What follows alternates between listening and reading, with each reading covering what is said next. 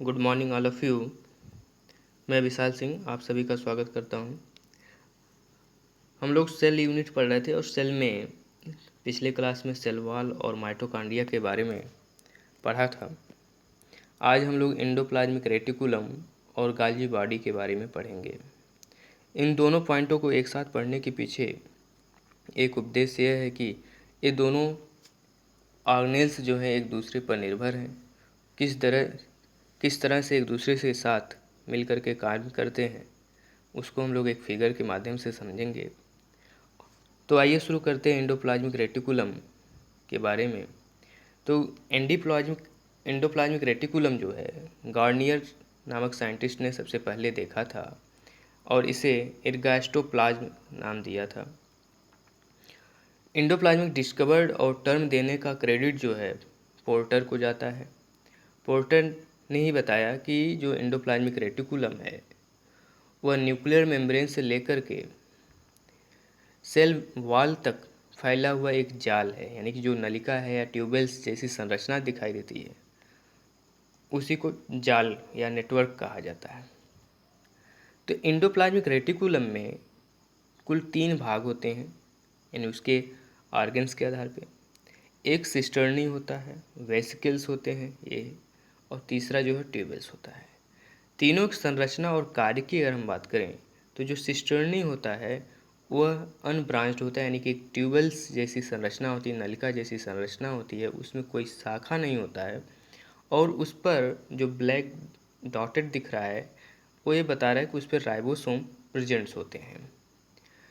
Vesicles जो होता है वो गोल होता है या स्फेरिकल होगा या ओवल्स होगा, यानी कि अंडाकार या गोलाकार होगा, और ये क्या करेगा, फूड को स्टोरेज करने का कार्य करता है। कैसे करता है अभी हम लोग आगे फिगर में पढ़ेंगे तो समझ में आएगा। ट्यूबवेल्स होता है, ट्यूबवेल्स क्या करता है, ये ब्रांच्ड होता है, जैसे सिस्टर्नी होता है उसी तरह से ट्यूबवेल्स होता है, लेकिन इसमें क्या होती है, ब्रांच्ड होता है और राइबोसोम इस पर अटैच्ड नहीं होता है। अब देखिए एंडोप्लाज्मिक रेटिकुलम जो होता है ओरिजिनेट कहाँ से होता है, न्यूक्लियर की जो मेम्ब्रेन होती है वहाँ से ओरिजिनेट होता है। अभी फिगर से क्लियर हो जाएगा। अब देखिए टाइप ऑफ एंडोप्लाज्मिक रेटिकुलम की अगर हम बात करें तो यह 2 प्रकार का होता है। एक तो रफ होगा, दूसरा एक सेकंड, दूसरा जो होता है स्मूथ होता है। अब देखिए रफ स्मूथ किस आधार पे हम कर रहे हैं, देखिए एंडोप्लाज्मिक रेटिकुलम का वह भाग जिस पे राइबोसोम जुड़ा होगा, वह भाग जिस पे राइबोसोम जुड़ा होगा उसको रफ एंडोप्लाज्मिक रेटिकुलम कहा जाता है, उसे रफ एंडोप्लाज्मिक रेटिकुलम कहा जाता है। वह भाग जहाँ पे राइबोसोम नहीं जुड़ा होगा, वह भाग जहाँ पे राइबोसोम नहीं जुड़ा होगा उसको स्मूथ एंडोप्लाज्मिक रेटिकुलम कहा जाता है। अब इन दोनों में अंतर क्या है, देखिए न्यूक्लियर मेम्ब्रेन के जो समीप होगा, न्यूक्लियर मेम्ब्रेन के जो समीप होगा, देखिए पहला अंतर क्या है, रफ जो होगा न्यूक्लियर मेम्ब्रेन के समीप होगा, स्मूथ वाला न्यूक्लियर मेम्ब्रेन से दूर होगा, किसके समीप होगा, प्लाज्मा मेम्ब्रेन के, यानी ये सेल वाल है, सेल वाल के पहले क्या होगा, प्लाज्मा मेम्ब्रेन होगा, तो प्लाज्मा मेम्ब्रेन के करीब है। दूसरी चीज़ राइबोसोम जो है वो रफ वाले एंडोप्लाज्मिक रेटिकुलम पे अटैच होता है, जो प्रोटीन सिंथेसिस का कार्य करता है, प्रोटीन सिंथेसिस का कार्य करता है। स्मूथ वाले पर राइबोसोम अटैच्ड नहीं होता है और स्मूथ वाले पे, देखिए स्मूथ पे क्या होगा, राइबोसोम अटैच नहीं होता है जिससे वो प्रोटीन संश्लेषण का कार्य नहीं करता है। इसके अलावा जो ये संरचना है रफ वाला, ये क्या है, अस्थाई है। बाकी जो ये स्मूथ वाला है, ये जो आपको स्मूथ दिख रहा है यहाँ पे जिस पे रफ राइबोसोम नहीं अटैच है, ये अस्थाई संरचना है। इसका मतलब क्या है, देखिए अस्थाई का मतलब क्या है कि यहाँ पे जो वेसिकल्स हैं, यानी कि लास्ट में जो ब्रांच दिख रही है, ये धीरे धीरे इसमें क्या होता है, इसी से टूट करके वेसिकल्स गोला वेसिकल्स का निर्माण होता है। यहाँ से अगर टूट रहा है तो फिर ट्यूबवेल्स का निर्माण होता है जिसमें ये ब्रांच आपको दिखेंगी, यानी ट्यूबवेल्स का निर्माण होता है। तो जो वेसिकल्स और ट्यूबवेल्स का निर्माण होते हैं इन्हीं के टूटने से होते हैं, इसलिए यह अस्थाई नहीं होता है। जो स्मूथ वाला होता है वो अस्थाई नहीं होता है और जो रफ वाला एंडोप्लाज्मिक रेटिकुलम होता है वह अस्थाई होता है। ये हो गया आपके एंडोप्लाज्मिक रेटिकुलम के बारे में। कार्य की अगर हम बात करें तो कार्य क्या संपन्न करता है, मेन कार्य क्या करता है, प्रोटीन को संश्लेषित करने का काम करता है। कैसे करता है, क्योंकि एंडोप्लाज्मिक रेटिकुलम पे राइबोसोम चिपके होते हैं और राइबोसोम क्या करते हैं, प्रोटीन संश्लेषण का कार्य करते हैं। राइबोसोम और एक चीज़ और, जो राइबोसोम का फॉर्मेशन होता है, पिछले क्लास में बताया गया था जब सेल शुरू किया गया था, तो जो न्यूक्लियस होता है, न्यूक्लियस के अंदर क्या होता है, न्यूक्लियोलस होता है, और न्यूक्लियोलस से क्या बनता है, राइबोसोम का फॉर्मेशन होता है। और राइबोसोम फिर कहाँ आते हैं, वो राइबोसोम आकर के कहाँ पर अटैच हो जाते हैं, एंडोप्लाज्मिक रेटिकुलम में अटैच हो जाते हैं। फिर एंडोप्लाज्मिक रेटिकुलम क्या करता है, प्रोटीन का निर्माण, यानी कि राइबोसोम क्या करता है, प्रोटीन का निर्माण करता है। कहाँ पर, एंडोप्लाज्मिक रेटिकुलम पर। अब ये प्रोटीन होगा क्या, यानी एंडोप्लाज्मिक रेटिकुलम से ये प्रोटीन गॉल्जी बॉडी में जाएगा। गॉल्जी बॉडी से कहाँ जाएगा, प्लाज्मा मेम्ब्रेन में जाएगा। प्लाज्मा मेम्ब्रेन से फिर कहाँ जाएगा, शरीर में यानी कि प्रोटीन की आवश्यकता जहाँ जहाँ होगी वहाँ पे वो ट्रांसपोर्ट होगा। तो इस तरह से प्रोटीन का संश्लेषण का कार्य करता है गॉल्जी बॉडी। अभी इस फिगर को हम लोग समझेंगे अलग से। इसके अलावा सिंथेसिस ऑफ स्टोरेज, एक सेकेंड, ग्लाइकोजन का स्टोरेज करता है। तो जो इस संरचना दिखाई दे रही है, ट्यूबवेल्स लाइक संरचना जो दिखाई दे रही है, उसमें भरा क्या रहता है, उसमें ये ट्रांसपेरेंट संरचना होती है और इसमें भरा क्या रहता है, ग्लाइकोजन की फूड मटेरियल्स होता है। और इस फूड मटेरियल्स में, यानी फ्लूइड मटेरियल होता है, उस फ्लूइड मटेरियल में क्या होता है, ग्लाइकोजेंस पाए जाते हैं, ग्लाइकोजन पाए जाते हैं। इसके अलावा इंटरसेलुलर ट्रांसपोर्ट का काम करता है, एक्सचेंज ऑफ मटेरियल का काम करेगा। तो इसको अभी हम फिगर से समझेंगे। इसके अलावा स्मूथ वाले की अगर हम बात करें, स्मूथ का अलग से अगर हम बात करें तो यह लाइपोप्रोटीन और ग्लाइकोजन के उपापचय वाले, यानी कि कहाँ पे पाया जाता है, तो वह उन कोशिकाओं में पाया जाता है जो ग्लाइकोप्रोटीन और लाइपोप्रोटीन का उपापचय करती हैं, यानी मेटाबॉलिक क्रिया करती हैं। या फिर इसके अलावा स्टेरॉयड और कोलेस्ट्रॉल का संश्लेषण जहाँ पे होता है सेल में, उन सेल में स्मूथ एंडोप्लाज्मिक रेटिकुलम उपस्थित होता है। यह जो फीचर हम लोग पढ़े थे, यह चीज़ जो पढ़े थे वो ओवरऑल, यानी पूरे एंडोप्लाज्मिक रेटिकुलम, यानी कि स्मूथ और रफ दोनों मिला करके दोनों कार्य को पढ़ा गया था, यानी कि एंडोप्लाज्मिक रेटिकुलम का कार्य पढ़ा गया था। और यहाँ पे जो है हम लोग पढ़े हैं सिर्फ ये जो है ये स्मूथ के लिए है। चलिए अगली टॉपिक है इसी में गॉल्जी बॉडी। गॉल्जी बॉडी की अगर हम बात करें तो गॉल्जी बॉडी को कई नामों से जाना जाता है। गॉल्जी बॉडी, इसके अलावा डाल्टन्स कॉम्प्लेक्स, लाइपोकॉन्ड्रिया और डिक्टियोसोम, यहाँ पर नाम छूट गया, डिक्टियोसोम भी कहा जाता है। अब क्यों, कैसे, इन नामों के पीछे क्या रहस्य जानते हैं। गॉल्जी बॉडी की जो ओरिजिन हुई है, ऐसा बताया जाता है कि एंडोप्लाज्मिक रेटिकुलम से हुआ है। ये लाइन जो है मैंने बी.डी. सिंह की किताब से लिखा है, कि बी.डी. सिंह में ये चीज़ बताई गई है, लिखी गई है कि गॉल्जी बॉडी की ओरिजिन जो होती है एंडोप्लाज्मिक रेटिकुलम से होती है। और ऐसा लोगों को मानना है कि जो वेसिकल्स होते हैं, जो वेसिकल्स का फॉर्मेशंस होता है यहाँ पे, यहाँ से जो वेसिकल्स टूट के निकलेंगे, यही वेसिकल्स क्या करते हैं, गॉल्जी बॉडी का निर्माण करते हैं। यही वेसिकल्स गॉल्जी बॉडी का निर्माण करते हैं। अब गॉल्जी बॉडी को सबसे पहले ऑब्जर्व किसने किया था, जॉर्ज ने किया था। गॉल्जी बॉडी को ऑब्जर्व करने का कार्य जॉर्ज ने किया था। इसके अलावा मार्फोलॉजिकल जो स्ट्रक्चर्स है, मार्फोलॉजिकल स्ट्रक्चर बताया कौन था, कैमिलो गॉल्जी ने बताया था। कैमिलो गॉल्जी ने मार्फोलॉजिकल स्ट्रक्चर बताया था और इन्हीं के नाम पर इसे गॉल्जी बॉडी रखा गया। इन्हीं के नाम पर इसे गॉल्जी बॉडी एपार्टस भी कहा जाता है। माइक्रोस्कोपिक यानी माइक्रोस्कोपिक स्ट्रक्चर किसने दिया या अल्ट्रा स्ट्रक्चर किसने बताया था, डाल्टन ने बताया था। और इसीलिए इसको डाल्टन कॉम्प्लेक्स भी कहा जाता है। पौधों के केस में क्या है, पौधों के केस में जो गॉल्जी बॉडी पाई जाती है उसको डिक्टियोसोम कहते हैं। पौधों में इन्हें डिक्टियोसोम कहते हैं। मतलब क्या है कि पौधों में जो गॉल्जी बॉडी पाया जाएगा उसको डिक्टियोसोम कहा जाता है।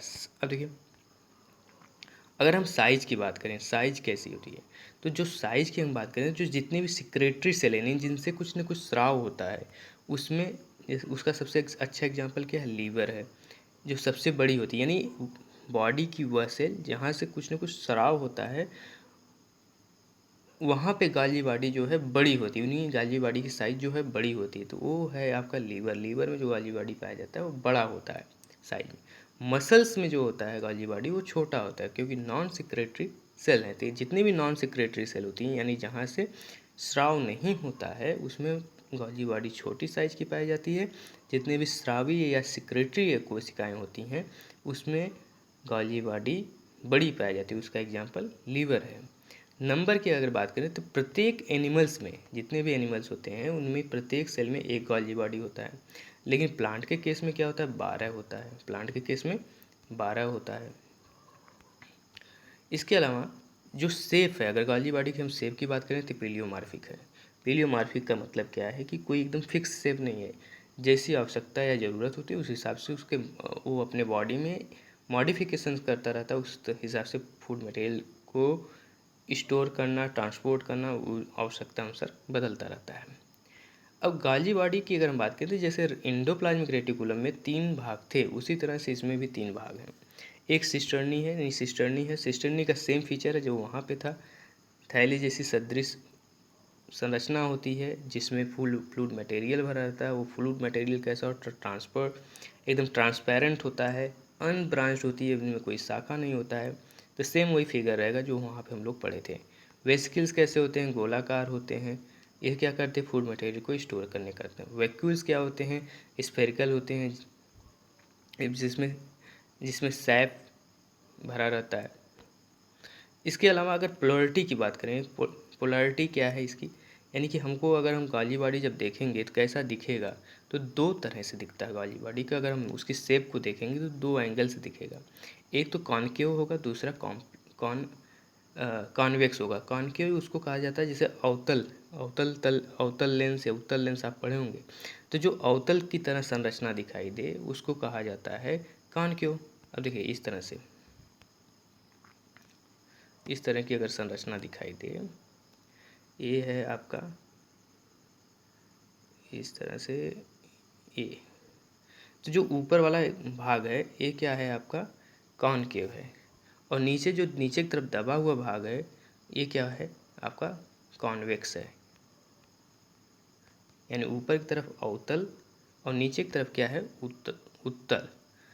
अब यहाँ आप देखिए दोनों चीज़, एक चीज़ और समझना है यहाँ पे, जो कॉनकेव होता है वो प्लाज्मा मेम्ब्रेन की तरफ होगा। यानी सेल में कॉनकेव कहाँ होगा, प्लाज्मा मेम्ब्रेन की तरफ होगा। और जो कॉन्वेक्स होगा, अगर कॉन्वेक्स की बात करें, ये फिगर देखिए, कॉन्वेक्स कहाँ पे है, नीचे है। कॉन्वेक्स कहाँ पे है, यहाँ नीचे है, जिसे उत्तल कहा जाता है सतह। और कॉनकेव को जो है ऊपर है। तो जब सेल का हम स्ट्रक्चर देखेंगे तो सेल के स्ट्रक्चर में जो प्लाज्मा मेम्ब्रेन होगा, उस प्लाज्मा मेम्ब्रेन की तरफ जो होगा हमारा कॉनकेव होगा। और जो न्यूक्लियस होगा हमारा, यहाँ पे मान लीजिए न्यूक्लियस है, तो न्यूक्लियस की तरफ क्या होगा हमारा, कॉन्वेक्स होगा। ये याद रखिएगा। अभी इसमें ये एग्जाम में बहुत पूछा जाता है कि कॉनकेव और कॉन्वेक्स के बारे में। मैचुरेशन फेस किसे कहते हैं, ट्रांस फेस किसे कहते हैं, मैचुरेशन फेस किसे कहेंगे, ट्रांस फेस किसे कहेंगे, और फॉर्मेटिव फेस किसे कहते हैं, सेस फेस किसे कहते हैं, कॉन्वेक्स किसे कहते हैं, एक एग्जाम में पूछा जाता है। अब देखिए कैसे याद रहेगा। जो हमारा कॉन्वेक्स फेस है, यानी कि सीस फेस है या फॉर्मेटिव फेस है, यहाँ पे क्या होगा, जो एंडोप्लाज्मिक रेटिकुलम में वेसिकल्स टूटे थे, एंडोप्लाज्मिक रेटिकुलम में जो वेसिकल्स टूटे थे उसमें क्या थे, प्रोटीन थे। कहाँ से प्रोटीन आए थे, राइबोसोम के द्वारा बनाए हुए प्रोटीन थे।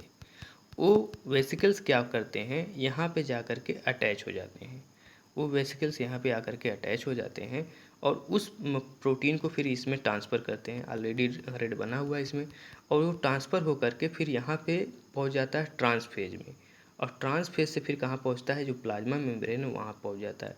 और प्लाज्मा मेम्ब्रेन के बाद कहाँ जाता है, जहाँ पे सेल को बॉडी की आवश्यकता प्रोटीन को, वहाँ पे फिर ये ट्रांसफ़र होते रहते थे। इस तरह से अभी एक फिगर आएगा, हम लोग आगे फिगर से समझेंगे। लेकिन यहाँ पे क्या याद रखना है, जो सीस फेस होता है या फॉर्मेटिव फेस होता है, वेसिकल्स वहीं पे जाकर के अटैच होता है। एंडोप्लाज्मिक रेटिकुलम का जो वेसिकल्स होता है उसी भाग पे जाकर के अटैच होता है, फॉर्मेटिव और सीस भाग पे। और वहाँ से फिर वो ट्रांसफ़र होकर के जाता है ट्रांसफेज में। और ट्रांसफेज में यानी इस दौरान क्या होता है, बहुत सारे केमिकल एक्टिविटीज़ होती हैं, उसमें बहुत सारा मॉडिफिकेशंस होता है, और उस फिर ट्रांसफेज से होते हुए वह प्रोटीन मॉलिक्यूल प्लाज्मा मेम्ब्रेन की तरफ जाता है। प्लाज्मा मेम्ब्रेन से रिलीज होकर के जहाँ भी प्रोटीन का जैसा फंक्शन या कार्य या आवश्यकता होती है वो फिर वहाँ पे ट्रांसफ़र होता रहता है। अब देखिए इसमें कुछ अपवाद है। अपवाद की अगर हम बात करें तो ये जो होता है गॉल्जी बॉडी की अगर हम बात करें तो यूनिसिस्टर्न गॉल्जी बॉडी पाया जाता है फंजाई के केस में, यूनिसिस्टर्न गॉल्जी बॉडी पाया जाता है। लेकिन हमने दोनों चीज़ लिखा है कि एब्सेंट भी होता है, तो कुछ किताबों में हमको मिला कि यूनिसिस्टर्न होता है और कुछ में मिला एब्सेंट होता है। तो इस तरह से आप समझ सकते हैं कि जो अगर फंजाई में गॉल्जी बॉडी पाया जाएगा तो यूनिसिस्टर्न फॉर्म में होगा, अगर गॉल्जी बॉडी फंजाई में पाया जाएगा तो यूनिसिस्टर्न होगा, और नहीं तो एब्सेंट होगा।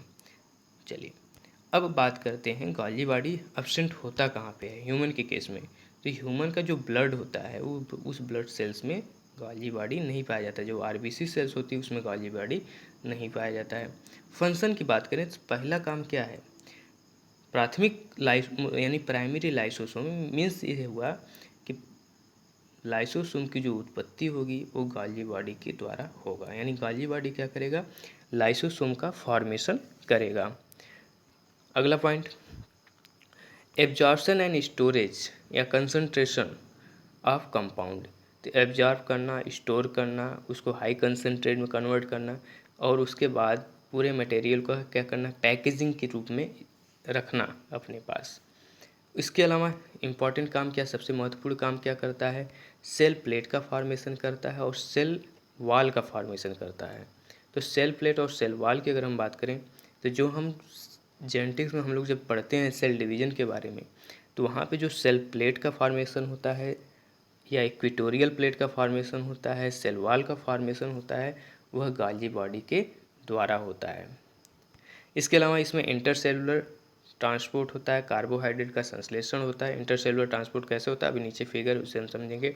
प्रोडक्शन ऑफ हार्मोन्स, तो बहुत सारे हार्मोन्स का, बहुत सारे स्टेरॉइड्स का संश्लेषण करता है।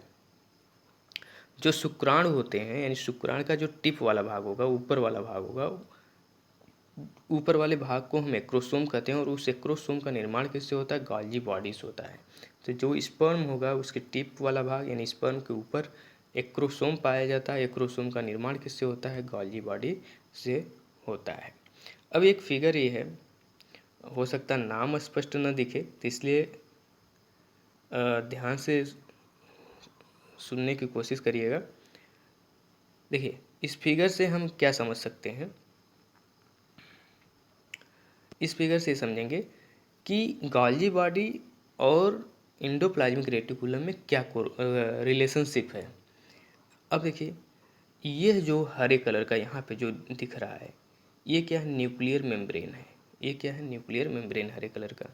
इसके अंदर क्या है, जो पर्पल कलर में जो दिख रहा है ये जेनेटिक मटेरियल मान लीजिए डीएनए है। तो यहाँ पे डीएनए पाया जा रहा है।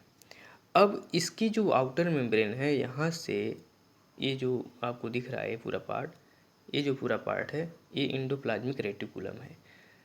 यानी कि इंडोप्लाज्मिक रेटिकुलम को ओरिजिन कहाँ से हो रही है, जो न्यूक्लियर मेम्ब्रेन है उससे हो रही है इंडोप्लाज्मिक रेटिकुलम का ओरिजिन। अब यहाँ समझना क्या है, अब देखिए जो न्यूक्लियस होगा उस न्यूक्लियस में होगा क्या, न्यूक्लियस के अंदर होगा आपके डीएनए। ठीक, न्यूक्लियस के अंदर क्या होगा, डीएनए होगा। इस डीएनए से बनेगा क्या, एमआरएनए बनेगा, एमआरएनए बनेगा। तो कहाँ बन रहा है एमआरएनए, एमआरएनए यहाँ पे बन रहा है, ये इस जगह पे, ये मान लीजिए एमआरएनए बना है, ये डीएनए हुआ, डीएनए से ट्रांसक्रिप्शन होगा, एमआरएनए बनेगा। एमआरएनए ये बन गया हमारा, यहाँ अलग से गोला से बना दिया। अब देखिए एमआरएनए होता क्या है कि एमआरएनए जितने भी न्यूक्लियर पोर पाए जाएंगे उन न्यूक्लियर पोर से क्या करेगा, बाहर आ जाएगा साइटोप्लाज्म में, न्यूक्लियर पोर से बाहर आ जाएगा साइटोप्लाज्म में।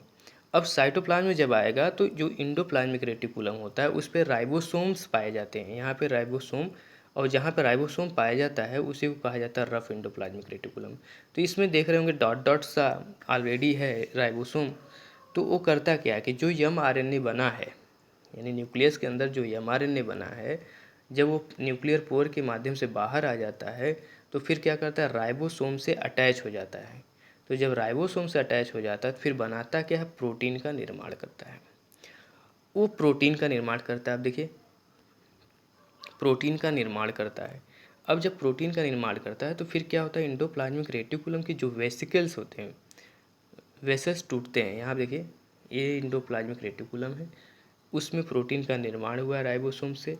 कैसे हुआ, क्योंकि न्यूक्लियस में mRNA बना था ट्रांसक्रिप्शन के द्वारा, फिर वो न्यूक्लियर पोर के द्वारा बाहर आ गया और राइबोसोम से अटैच हुआ, फिर ट्रांसलेशन की क्रिया हुई तो mRNA से प्रोटीन बना, यानी DNA से RNA बना ट्रांसक्रिप्शन, और mRNA से जब प्रोटीन बना तो उसको कहा जाता है ट्रांसलेशन। अब जब ट्रांसलेशन हो गया तो प्रोटीन का निर्माण हो गया। जब प्रोटीन का निर्माण हो जाएगा तो कहाँ पे हुआ, एंडोप्लाज्मिक रेटिकुलम में हुआ। अब एंडोप्लाज्मिक रेटिकुलम के कुछ पार्ट टूटेंगे, किस फॉर्म में कन्वर्ट होंगे, वेसिकल्स के फॉर्म में कन्वर्ट होंगे, कुछ ट्यूबल्स के फॉर्म में कन्वर्ट होंगे। तो फिर क्या होंगे, जब वेसिकल्स के रूप में टूटेंगे तो इसके ऊपर कहाँ से टूटेंगे, वही भाग टूटेगा जिस पे COP यानी कॉप सेकेंड प्रोटीन पाया जाता है, यानी कि ये कवर्ड होता है कॉप सेकेंड प्रोटीन से।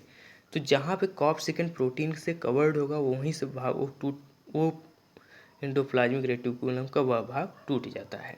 अब एक कॉप का फॉर्मेशन कैसे होता है, कॉप का संश्लेषण कैसे होता है, वो अलग से डिस्कशन की ज़रूरत है या अध्ययन की ज़रूरत है उस पर, या अलग से उस पर वीडियो बनाया जाएगा। फिलहाल इतना जानते हैं कि जो यहाँ पे कॉप होगा, कॉप सेकेंड होगा, वो कॉप सेकेंड करता क्या है कि एंडोप्लाज्मिक रेटिकुलम के वेसिकल्स को तोड़ देता है, यानी एंडोप्लाज्मिक रेटिकुलम के अंतिम छोर को तोड़ देता है, जिससे वेसिकल्स का निर्माण होता है। उस वेसिकल्स में होता क्या है, प्रोटीन होता है। अब ये ट्रांसपोर्ट होकर के, ये वेसिकल्स ट्रांसपोर्ट होकर के जाएगा कहाँ पे, ये वेसिकल्स ट्रांसपोर्ट होकर के गॉल्जी बॉडी में, गॉल्जी बॉडी से अटैच होगा। ये जो वेसिकल्स होगा गॉल्जी बॉडी से अटैच होगा। लेकिन ये वेसिकल्स गॉल्जी बॉडी से अटैच होने के पहले कॉप प्रोटीन जो थी, वो कॉप प्रोटीन क्या हो जाएगा, ख़त्म हो जाएगा। क्रॉप प्रोटीन जो है पूरी तरह ख़त्म हो जाएगा। जब कॉप प्रोटीन ख़त्म हो जाएगा तो ये वेसिकल्स कहाँ पे अटैच हो जाएगा, गॉल्जी बॉडी से यह वेसिकल्स अटैच हो जाएगा। और ये वेसिकल्स जैसे गॉल्जी बॉडी से अटैच हो जाएगा, अपना फूड मटेरियल, जो इसके अंदर फूड मटेरियल प्रोटीन है, एक तरह से फूड मटेरियल की बात करें तो प्रोटीन है, इस प्रोटीन को फिर क्या करेगा, गॉल्जी बॉडी के अंदर इंसर्ट कर देगा। लेकिन ध्यान देने वाली क्या बात है कि शीश भाग से इंटर कर रहा है। जो पहले फिगर था वहाँ पे जाइएगा, देखिएगा यही भाग था शीश भाग। इसी को कहा जाता है फॉर्मेटिव भाग, इसी को कहा जाता है कॉन्वेक्स सतह, कॉन्वेक्स या उत्तल सतह। तो शुरुआत कहाँ से हो रहा है, यानी कि यहाँ से जो वेसिकल्स था सबसे पहले शीश या फॉर्मेटिव भाग से अटैच होता है, फिर वहाँ से फूड मटेरियल को सिंथेसाइज करता है और ट्रांसफ़र कहाँ करता है, ट्रांसफ़र उस दिशा में करता है जहाँ पे ट्रांसफेज है, ट्रांसफेज की तरफ ट्रांसफ़र कर रहा है। एक सेकेंड, हाँ ये है, देखिए अब देखिए शीश फेज से ये ट्रांसफ़र होकर के कहाँ जा रहा है, ट्रांसफेज में। अब ट्रांसफेज से फिर वेसिकल्स का निर्माण हुआ, यानी गॉल्जी बॉडी से फिर गॉल्जी बॉडी में भी आपने पढ़ा कि 3 तरह के होते हैं, सिस्टर्नी होता है, वेसिकल्स होते हैं और वैक्यूल्स होते हैं। तो आप सिस्टर्नी ये वाला भाग, यानी जो फ्लैटेड पूरा नलिका देख रहे हैं वो पूरा क्या है, सिस्टर्नी है। उससे छोटा छोटा जो टूट के निकल रहा है वेसिकल्स है।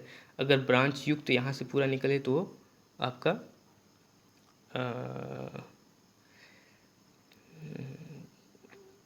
इसमें टेबल्स नहीं होता, ये वैक्यूल होता है और वेसिकल्स का फॉर्मेशन होता है। जो वेसिकल्स होते हैं उसमें प्रोटीन्स पाए जाते हैं और वैक्यूल्स में जो होते हैं अन्य फूड मटेरियल्स पाए जाते हैं। तो देखिए यहाँ पे क्या हो रहा है, जो प्रोटीन का यहाँ पे एंडोप्लाज्मिक रेटिकुलम का वेसिकल्स जुड़ा करके शीश भाग या फॉर्मेटिव भाग या कॉन्वेक्स भाग में, फिर वो वहाँ से चल कर के ट्रांसफेज में आता है। ट्रांसफेज से फिर वेसिकल्स का फॉर्मेशंस होता है और इस वेसिकल से फिर सिक्रेटरी वेसिकल्स यानी उस वेसिकल्स का फॉर्मेशन होता है जहाँ से स्राव हो सकता है फूड मटेरियल का, और फिर ये प्लाज्मा मेम्ब्रेन में रिलीज हो जाता है। प्लाज्मा मेम्ब्रेन से होते हुए प्रोटीन की आवश्यकता जहाँ पे होती है वहाँ पे वो ट्रांसपोर्ट होता रहता है। लेकिन एक चीज़ और समझने वाली चीज़ है यहाँ पे, मान लीजिए जो एंडोप्लाज्मिक रेटिकुलम है इसको भी अपनी अपनी खुद के कार्यों के लिए प्रोटीन की आवश्यकता होती है, और इसके कार्य के लिए जो प्रोटीन है वो गलती से चला है यहाँ पे गाल्जी बॉडी के पास। तब क्या होगा, गाल्जी बॉडी क्या करेगा, एक अलग से वेसिकल्स बनाएगा। जैसे यहाँ से एक अलग से वेसिकल्स बनाएगा, यहाँ पे काम क्या करेगा, कॉफ फर्स्ट एंजाइम प्रोटीन कॉफ फर्स्ट प्रोटीन जैसे वेसिकल्स का बना तो इसको कवर्ड कौन कर लेगा, कॉफ फर्स्ट प्रोटीन कवर्ड कर लेगा। फिर इसको ट्रांसफ़र कहाँ करेगा, यहाँ पे ले जाकर करेगा। और यहाँ पे अटैच होने के पहले कॉफ जो है वो क्या हो जाएगा, ख़त्म हो जाएगा, कॉफ फर्स्ट ख़त्म हो जाएगा। कॉफ फर्स्ट का जो प्रोटीन कवर्ड किया हुआ था वेसिकल्स को, वो जैसे ही नष्ट होगा तुरंत वो वेसिकल्स अटैच हो जाएगा एंडोप्लाज्मिक रेटिकुलम से, और एंडोप्लाज्मिक रेटिकुलम के लिए जो आवश्यक प्रोटीन था वो फिर से ट्रांसफ़र हो जाता है। तो गाल्जी बॉडी क्या करता है, एक तरह से चेक करता है, यानी प्रूफ रीडिंग करता है, चेक करता है कि उसकी आवश्यकता की प्रोटीन है कि नहीं है। अगर नहीं होता तो फिर उसको क्या करता है, रिटर्न करता है। किससे करता है, कॉफ फर्स्ट प्रोटीन की सहायता से। कॉफ फर्स्ट कॉफ सेकेंड प्रोटीन को अलग से हम लोग पढ़ेंगे या समझने की कोशिश करेंगे उसको अलग से। चलिए आगे, पिछले क्लास के आधार पे आप लोगों के लिए कुछ क्वेश्चंस हैं। इन क्वेश्चंस को वीडियो को रोकिएगा, ध्यानपूर्वक देखिएगा, आपकी पीडीएफ में भी है, और उसका आंसर यूट्यूब के कमेंट बॉक्स में अवश्य दीजिए, जिससे ये पता चले आपकी सक्रियता कितनी है, कितना आपने गेन किया है, कुछ अंदाज़ा हमको भी लगे। तो इसलिए यूट्यूब के कमेंट बॉक्स में आप ज़रूर क्वेश्चंस का आंसर दीजिएगा, और उम्मीद करता हूँ कि सभी लोग देंगे। और अभी तक बहुत कम लोगों का ही फीडबैक कमेंट बॉक्स में आता है, तो इसलिए मैं उम्मीद कर रहा हूँ कि सभी लोग आंसर देंगे, और इससे पता चलेगा कि आप कितना गेन कर रहे हो और कितनी आपके अंदर सक्रियता है, दोनों चीज़ें पता चलेंगी। थैंक यू, धन्यवाद।